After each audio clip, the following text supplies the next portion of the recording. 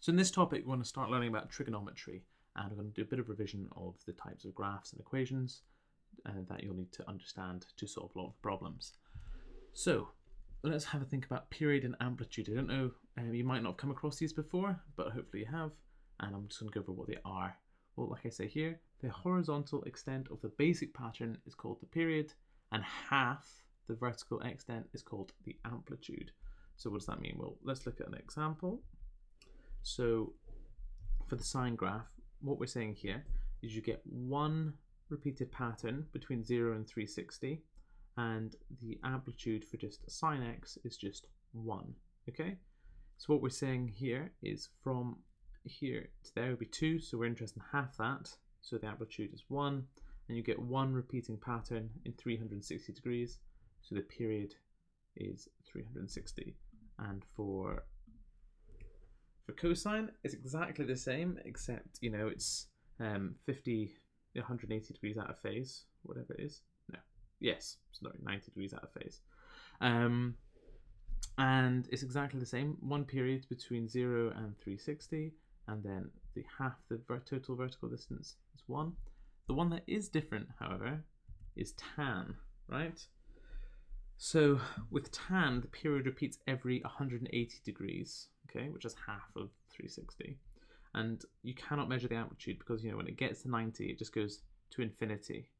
So you can't really measure it, if that makes sense. It can't be measured in the same way, but you just need to make sure you understand that. Okay, so how do we work out each one? Well, you might see more graphs like this, where you'll have something where it says y equals a sine bx, or cos b, cos a cos bx, something like that. But what you need to think about here is, what do these a and b mean, right? So these a, it really stands for your amplitude, okay? How much is it going to go up by? How much is it going to go down by? Right, that is wrong.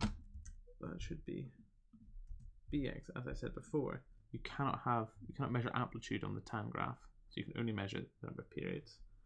And again, if you want to work out your period, you need to think, okay, how many times is it being repeated in this period, right? Which makes it's a bit confusing here, but it's a lot easier if we just again get some examples. So here's an example with this graph here. So what I have here is sine x, okay, because a and b are both set to 1. So like I said before, right, this a at the front is to do with the amplitude, right? You can almost think about this being bracketed off, okay, and only things inside the brackets can change stuff that happens on the y-axis, right? And this a is going to change everything on the y-axis. So if I change this to 2,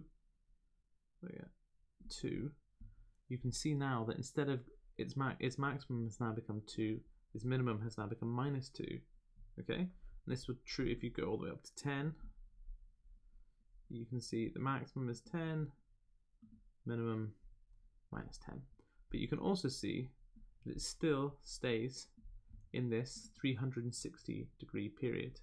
Okay, so there's 360, there's 0. So that's what happens when you change this first component, a. It just changes the amplitude, okay? Okay, 1. And then what we're going to look at now is if you change the second part, b. This affects the period, okay? So whereas before we say we've got one repetition in 360 degrees, if we change this up to 2, change that to 2, you can see here actually that now you're going to get 2 repetitions, okay? So this goes there to there, and it completes the entire cycle in half the distance, or half the space, okay? And then it goes 360. But if we change this to 3, you're going to get 3 waves, and you're going to say it's going to complete it in a third of this, every third. So the period's gone from 360 down to 120. It's repeated every 120 degrees. Okay, and the same is exactly true of cos. It's exactly the same. This function here tells you how many times the wave is repeated. This one here tells you how tall it is. So if I said something So this graph here, let's have a think about what this graph would look like if we wrote it out. Well, we can see that it goes up to 2, okay, fine. And we can see that the first wave is repeated after 120 degrees. So what I do is, okay, this must be the graph of 2. Okay, well, looking at the shape, it starts at 0.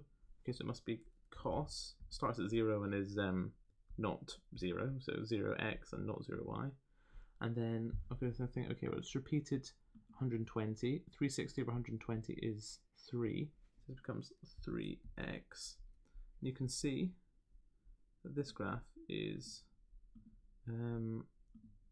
lies on top of the purple one. See here? I hope that makes sense. I'd recommend that you have a play about with these yourself. It's really important you kind of get a bit of intuition for how these graphs change as you change them over time, because you will get more complicated examples, and the more complicated they get, the easier it can be to make mistakes. But if you understand this from the get-go, you'll be fine.